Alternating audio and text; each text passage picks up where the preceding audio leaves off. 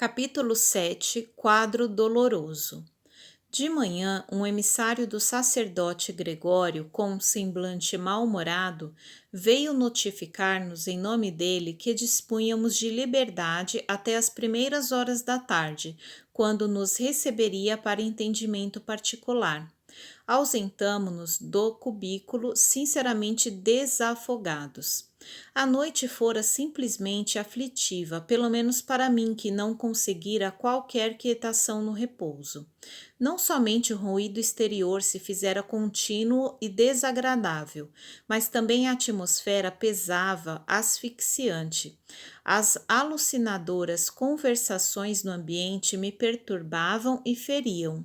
Convidou-nos Gúbio a pequena excursão educativa, asseverando-me bondoso.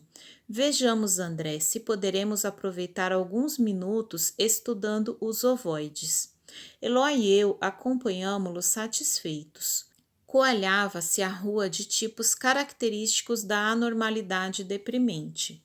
Aleijados de todos os matizes, idiotas de máscaras variadas, homens e mulheres de fisionomia torturada iam e vinham. Ofereciam a perfeita impressão de alienados mentais, exceção de alguns que nos fixavam de olhar suspeitoso e cruel, com manifesta expressão de maldade. A maior parte, a meu ver, situava-se entre a ignorância e o primitivismo, entre a amnésia e o desespero. Muitos demonstravam-se irritadiços ante a calma de que lhes dávamos testemunho. Perante os desmantelos e detritos a transparecerem de toda parte, concluí que o esforço coletivo se mantinha ausente de qualquer serviço metódico junto à matéria do plano. A conversação ociosa era ali o traço dominante.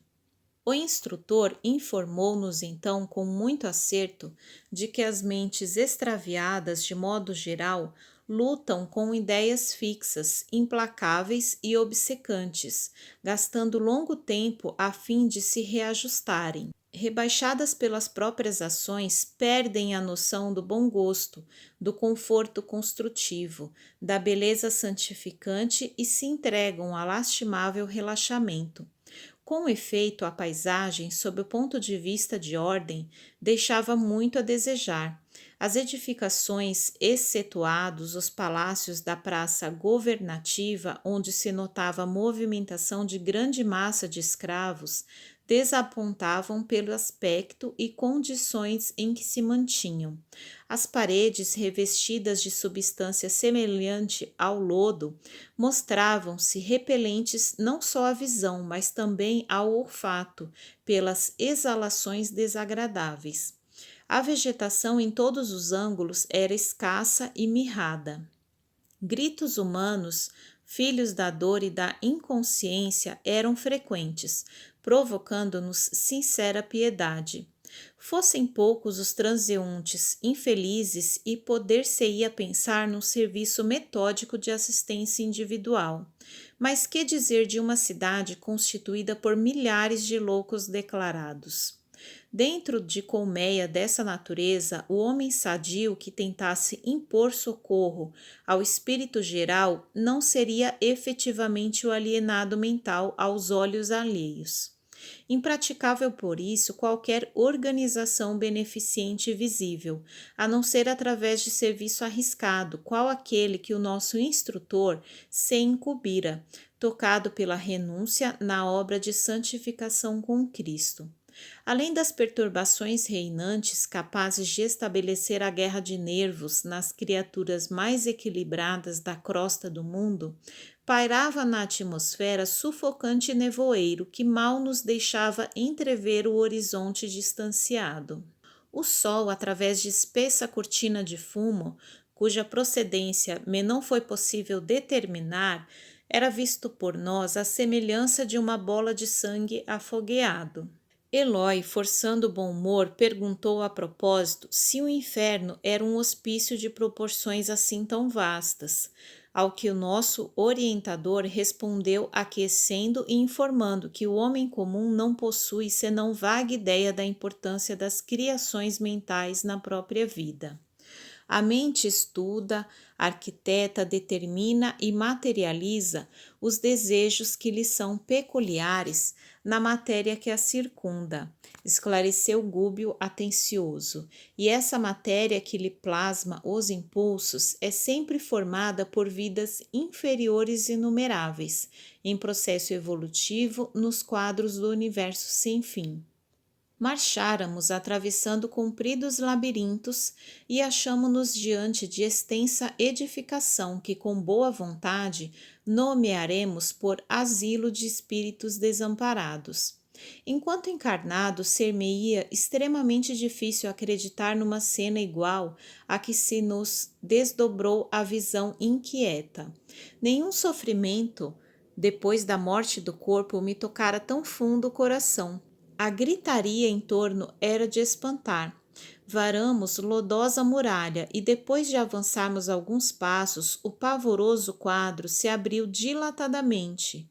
Largo e profundo vale se estendia, habitado por toda espécie de padecimentos imagináveis.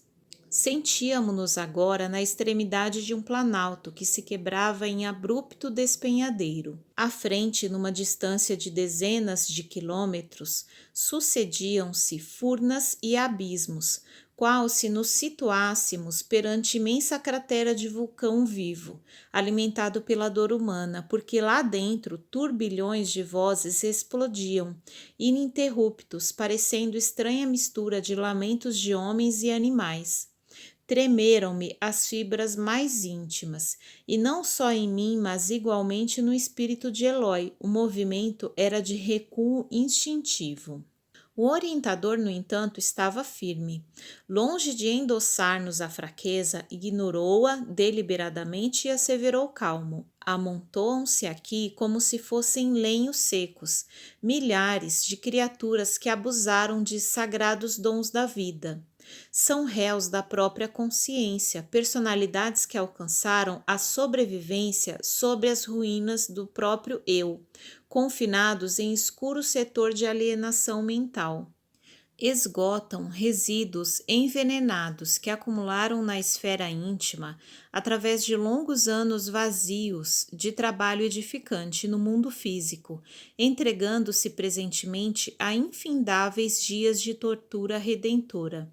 E talvez porque nosso espanto crescesse à vista da tela aflitiva e tenebrosa, acrescentou sereno: não estamos contemplando senão a superfície de trevosos cárceres, a se confundirem com os precipícios subcrostais.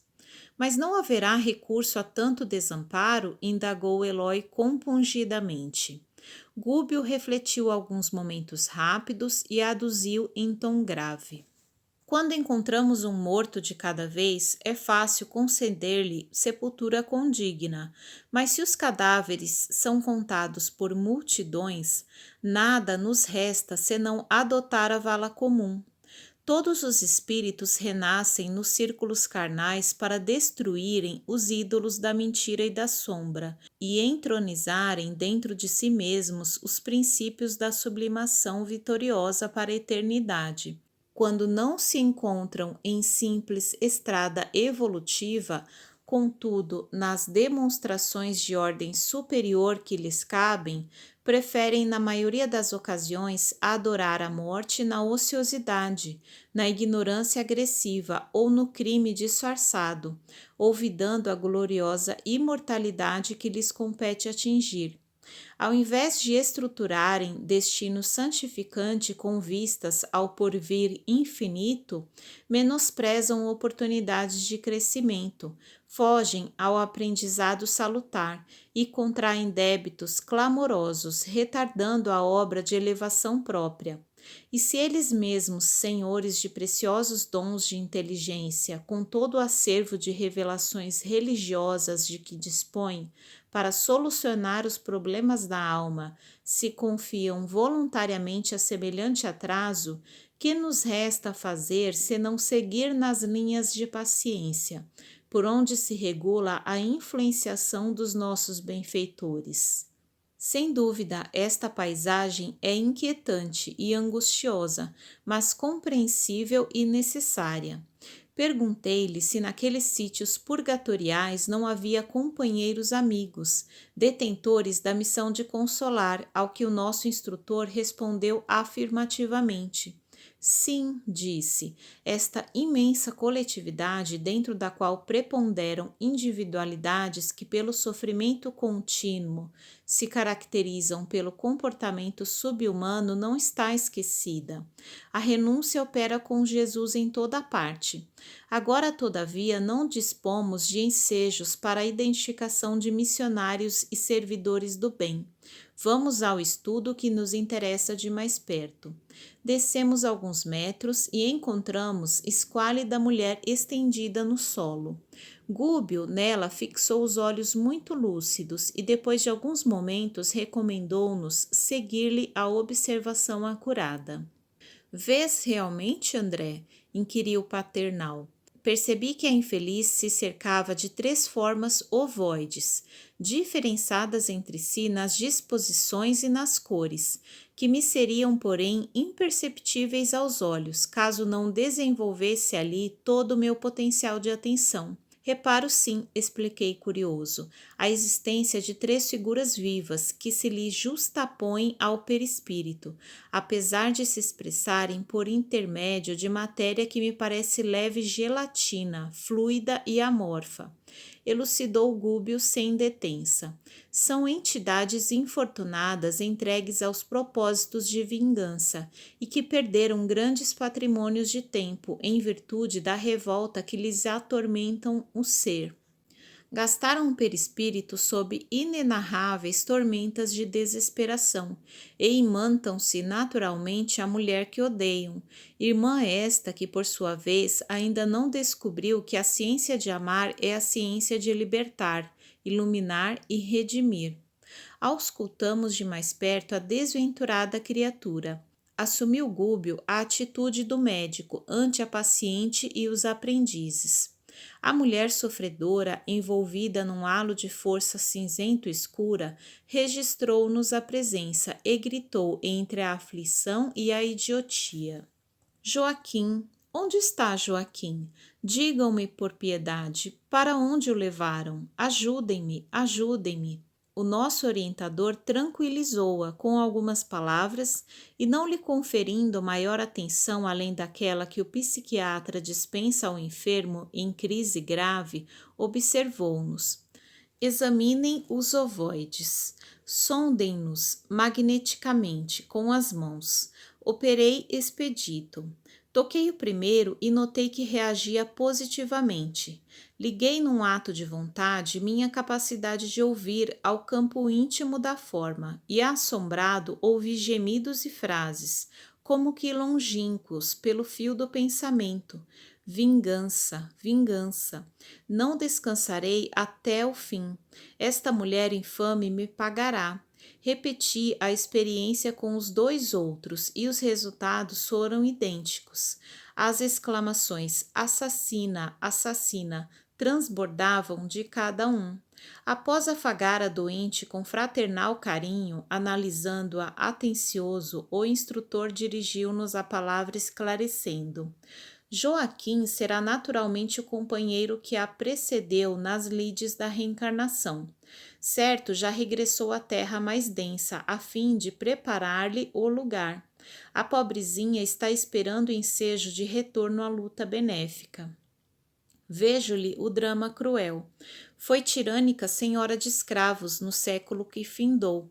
Percebo-lhe as recordações da fazenda próspera e feliz nos arquivos mentais.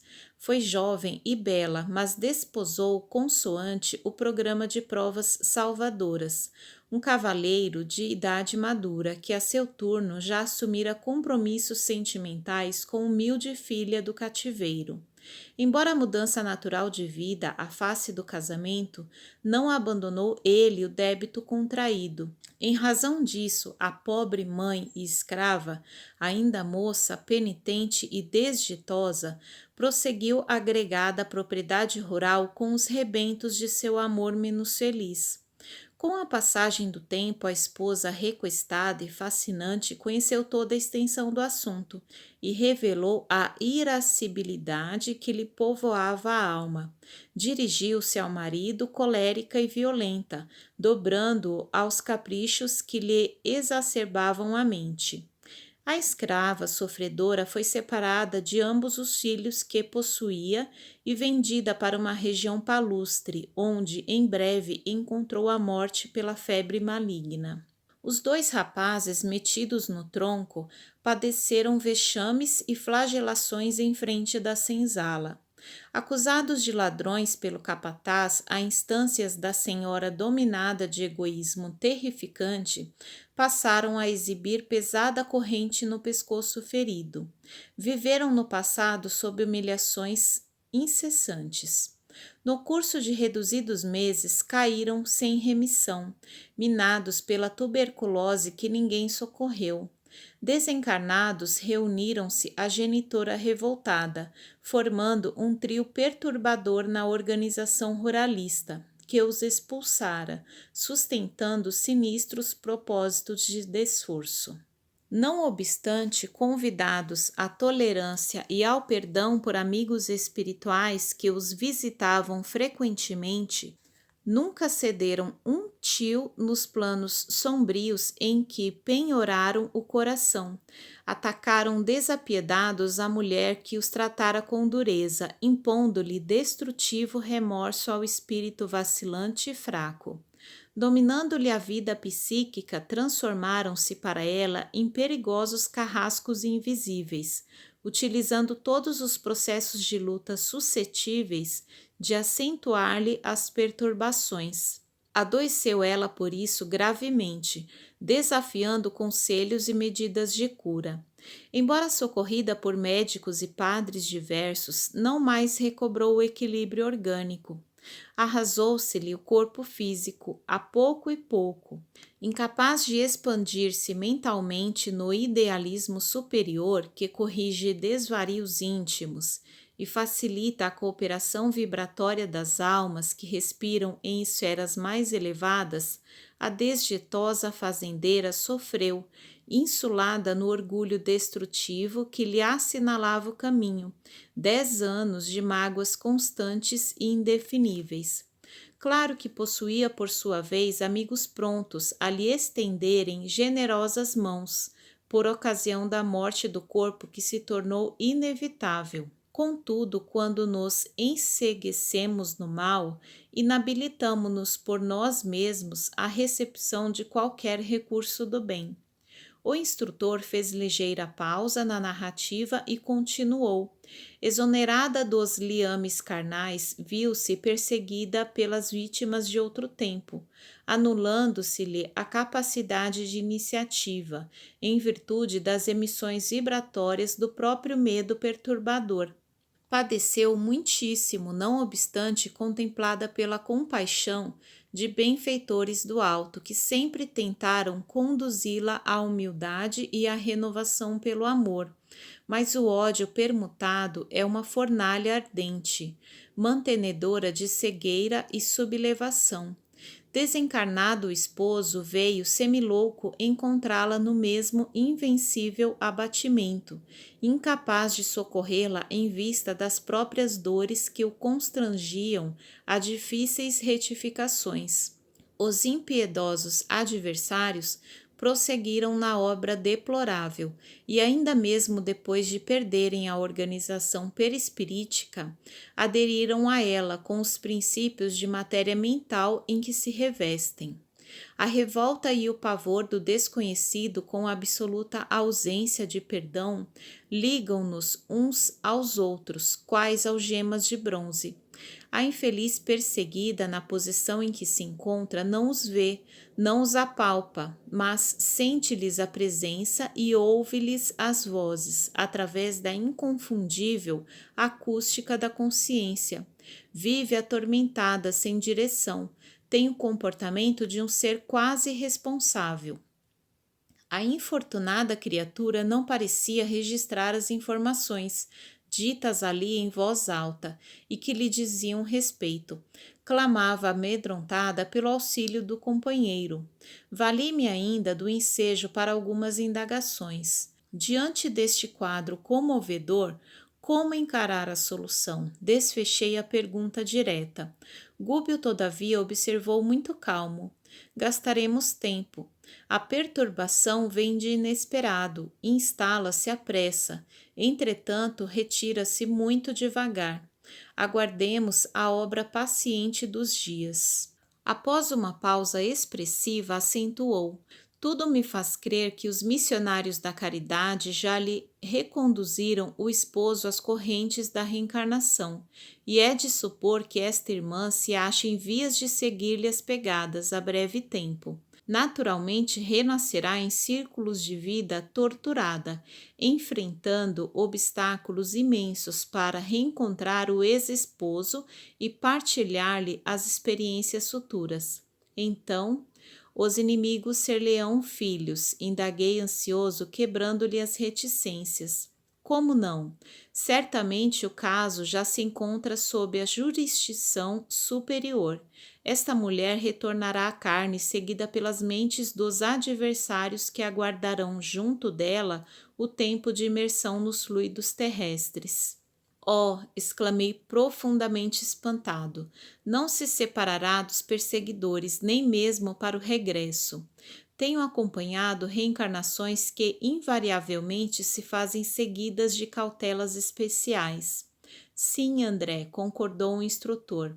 Reparaste nos processos em que funcionaram elementos intercessores de vulto, atendendo-se à nobilitante missão dos interessados no futuro, e com o auxílio divino, semelhantes casos contam-se por milhões. Contudo, existem ainda nos setores da luta humana milhões de renascimentos de almas criminosas, que tornam ao mergulho da carne premiadas pela compulsória do plano superior, de modo a expiarem delitos graves. Em ocorrências dessa ordem, a individualidade responsável pela desarmonia reinante converte-se em centro de gravitação das consciências desequilibradas, por sua culpa, e assume o comando dos trabalhos de reajustamento, sempre longos e complicados, de acordo com os ditames da lei. Compreendendo meu assombro, Gúbio considerou: por que a estranheza? Os princípios de atração governam o universo inteiro. Nos sistemas planetários e nos sistemas atômicos, vemos o núcleo e os satélites. Na vida espiritual, os ascendentes essenciais não diferem. Se os bons representam centros de atenção dos espíritos que se lhes afinam pelos ideais e tendências, os grandes delinquentes se transformam em núcleos magnéticos das mentes que se extraviaram da senda reta em obediência a eles.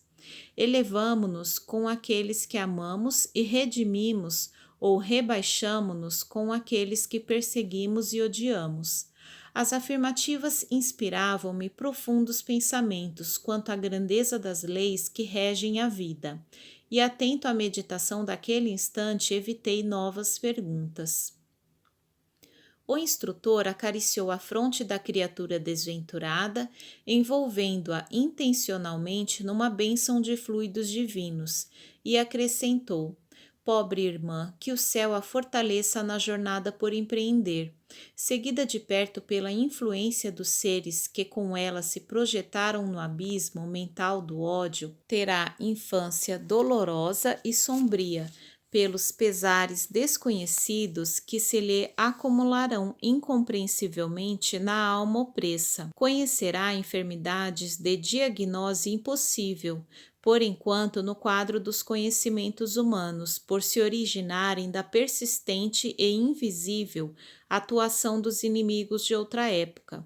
Terá mocidade torturada por sonhos de maternidade e não repousará intimamente enquanto não oscular no próprio colo os 3 adversários convertidos então em filhinhos tenros, de sua ternura sedenta de paz. transportará consigo três centros vitais desarmônicos, e até que os reajuste na forja do sacrifício, recambiando-os à estrada certa, será na condição de mãe um imã atormentado ou a sede obscura e triste de uma constelação de dor.